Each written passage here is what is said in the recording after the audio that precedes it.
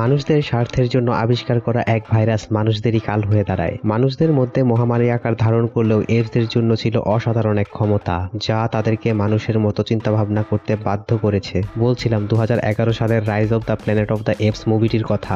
এই মুভিটির দুইটি sequel story দেখতে পাওয়ার পর 2024 সালে মুক্তি পেতে যাচ্ছে kingdom of the planet of the apps, যেখানে এপসদের রাজত্ব দেখানো হয়েছে। মহামারী থেকে বেঁচে যাওয়া মানুষদেরকে এপসরা তাদের স্বার্থের জন্য শিকার করছে। তার সাথে এপস কিং তার রাজ্যের জন্য হিউম্যান টেকনোলজি দখল করে নিতে চায়, যার চাবিকাঠি একজন হিউম্যান। অন্যদিকে স্রোতের বিপরীতে থাকা একজন ইয়াং এপস মানুষদের পক্ষ নিয়ে হৃদয় বিতরক যাত্রা শুরু করে। অসাধারণ ভিজুয়াল, স্ক্রিন প্লে, অ্যাকশন, তার সাথে হার্ট টাচিং স্টোরি নিয়ে তৈরি করা হয়েছে kingdom of the planet of the apes মুভিটি, যা 10th মেতে বক্স অফিসে রিলিজ হতে যাচ্ছে। 2011 থেকে 24 সাল পর্যন্ত 4টি মুভি রিলিজ করা হয়েছে, যা 2001 সালে মুক্তি পাওয়া প্ল্যানেট অফ দ্য এপস মুভির প্রিকুয়েল স্টোরি। এমনই সব মুভিজ আর টিভি সিরিজের আপডেট পেতে ভিডিওতে লাইক আর চ্যানেলটিকে সাবস্ক্রাইব করে আমাদের পাশেই থাকুন।